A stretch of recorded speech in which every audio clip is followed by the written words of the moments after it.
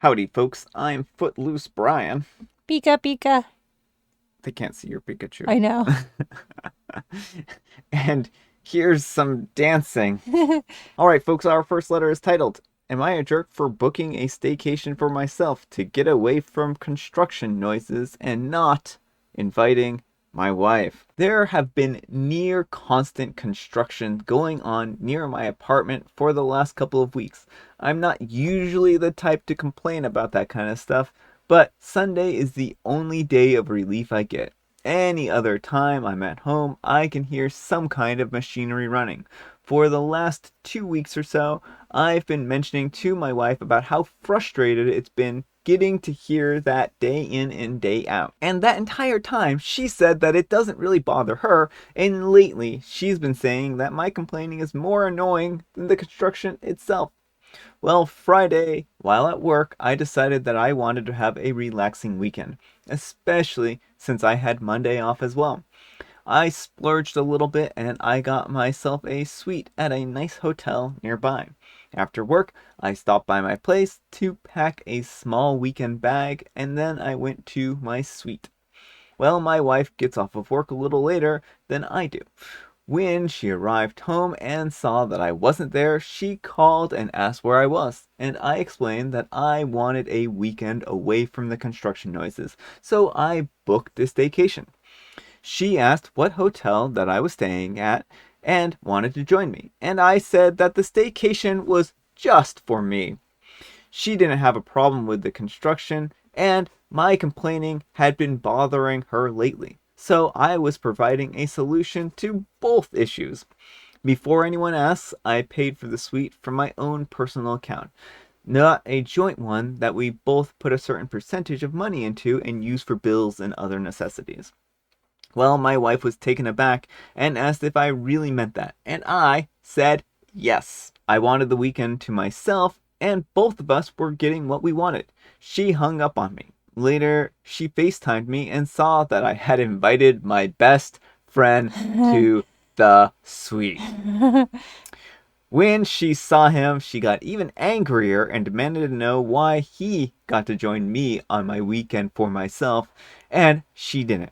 I just told her that I talked to her when they calmed down and we said our goodbyes. I got back home Tuesday morning and my wife has been avoiding me since. Am I the jerk? All right, folks, what do you think? Jerk or not the jerk? Yes, you're the jerk. Like, instead of talking to your wife like an adult about how you feel unsupported and unheard, Yep. you decided to do this whole passive aggressive, I'm going to go book a staycation for myself.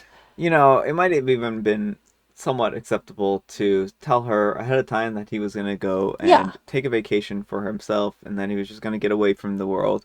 And then give her the option to come or not. But I don't know. Like, I mean, everyone needs some alone time. Right. Well, and I think if he had told her in advance, oh, hey, by the way, I just want to take a weekend to myself, that would have been one thing. Everyone is allowed to have their time to decompress. Mm-hmm. But I think this whole waiting until, everything's gone and then just kind of like slipping out of the house without any notice and then being like, oh, yeah, by the way, I'm taking a vacation myself Yeah, with well, my best friend. and oh, how was she not going to notice that, right? Mm-hmm. And I think that there really did need to be some kind of conversation ahead of time, just so that she wasn't caught off guard by the fact that he wasn't home all weekend. Yeah. And I think that the reasoning is he's like, oh, it seems a little spiteful in the respect that he's like, oh, I'm doing this because you wanted a vacation from me. Yo, that was exactly it. It feels more like he just wants to rub this in her face, like, oh, well, you don't like that I complain? Well, you don't have to hear me complaining anymore.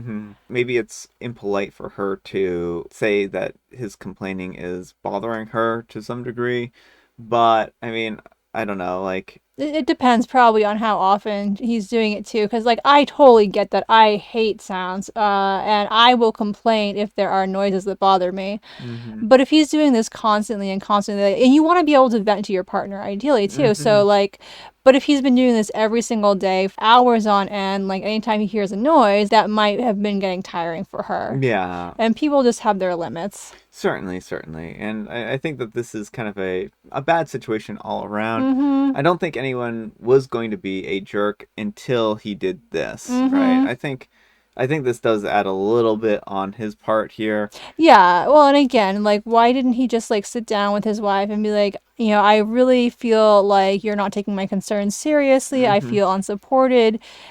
Is it possible that I can vent to you without you saying these kind of Yeah. things? Well, maybe both people are a little bit jerks in here. So I guess I'll go with a little bit on both sides. I don't have enough information to rate her as a jerk because all I can assume is that he was incessantly complaining for hours on end. Yeah.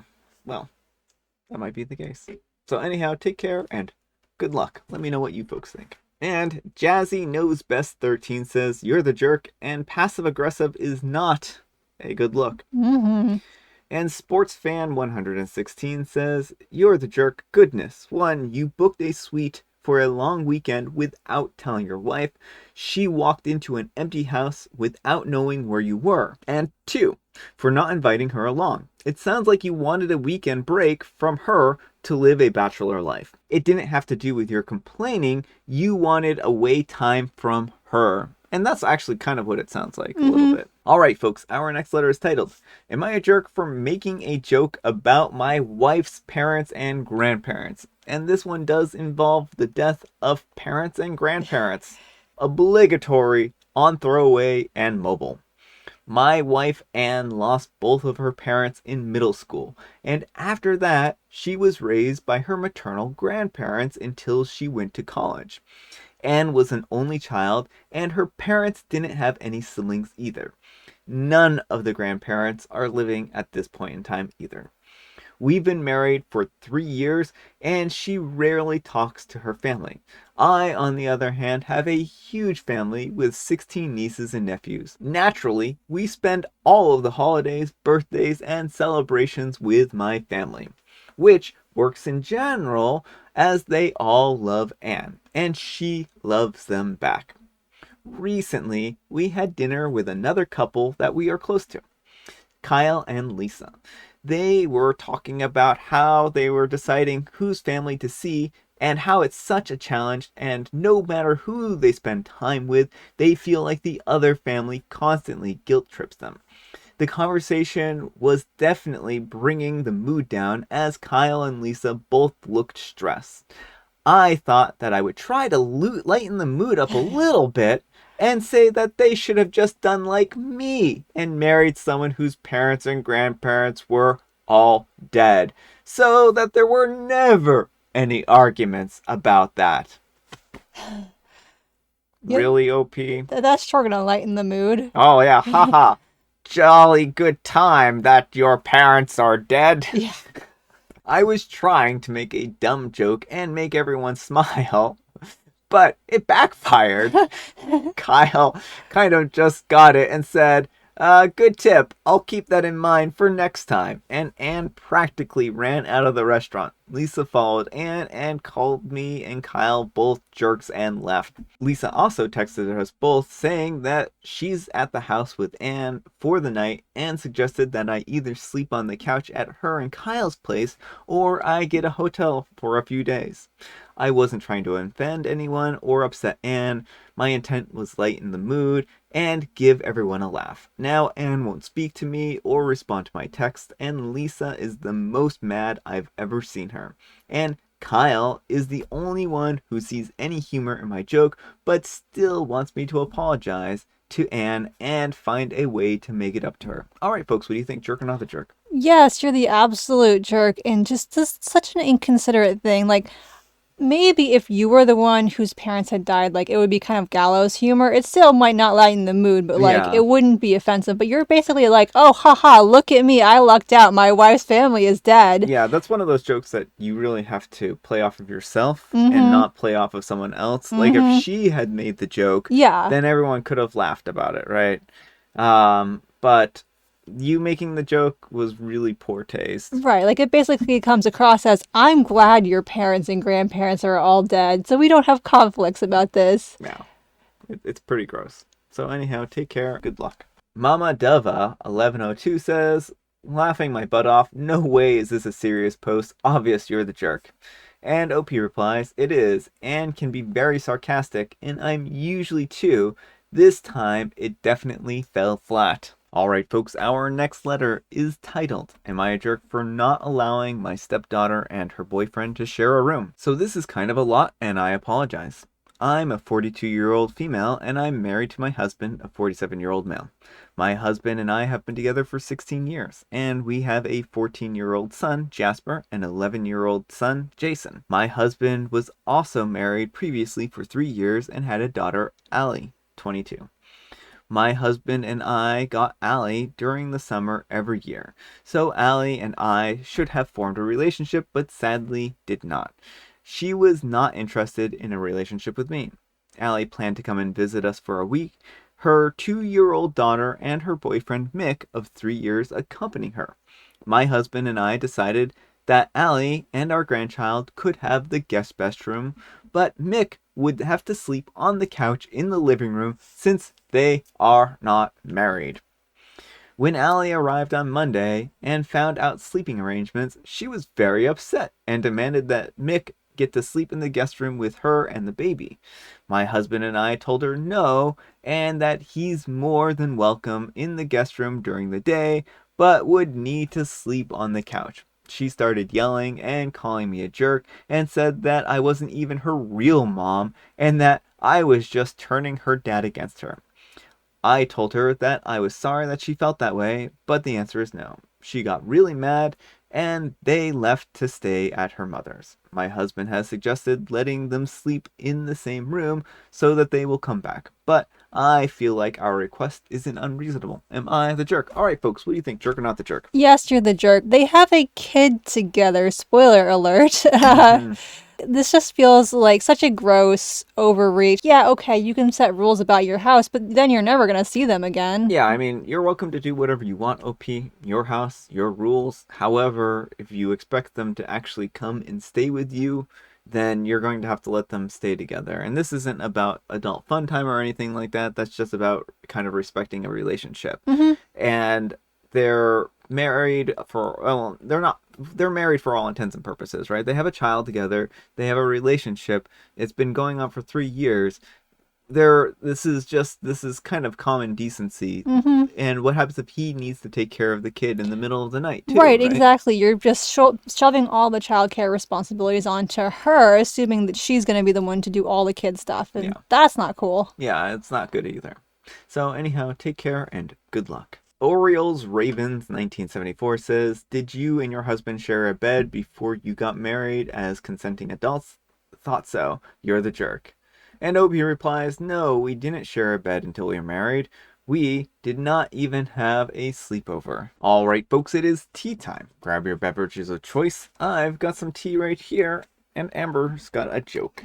Why shouldn't you lie to an X-ray technician? Well, you shouldn't lie to an X-ray technician because if you do, then they'll blast you with X-rays, and then you'll be in for a bad time. They can see right through you. I figured that's where that was going. And I have Mega Mint. But we also have a special guest tea, and this one is titled, Tulsi Clarity, yeah, something like that. Tulsi Clarity. And it kind of has a very almost watered down bubble gum type flavor, I feel like. I felt like it tasted like more like pine needles. Maybe I don't know. It's kind of a very I don't know. This is what the thing looks like. I'll try to flip that around for you folks. But yeah, it's a interesting tea. I don't think it's a terrible tea, but I don't really feel like it has a strong taste to it. Amber feels like it tastes like pine needles. I feel like it has a very like if you've chewed a bubble gum for like an hour and it doesn't have like much flavor left to it. That's kind of what it feels like to me. All right, folks, that's all the time we have for today. I hope you enjoyed today's video. Happy Friday. We made it to the end of the week, and what a week it has been. Thanks so much for watching. Amber, what is the moral for the story today? I guess the moral for the story today, I'm forgetting one of the stories, but Don't make jokes about your wife's dead family. Yeah, that's a great Yeah, moral. I mean, I think that we can summarize all these stories like that. I don't think that summarizes all of All of them, them. but All of them. Thanks so much for watching, and we will see you all tomorrow. bye. Dancing on Reddit. Oh, yeah, and doesn't it feel weird?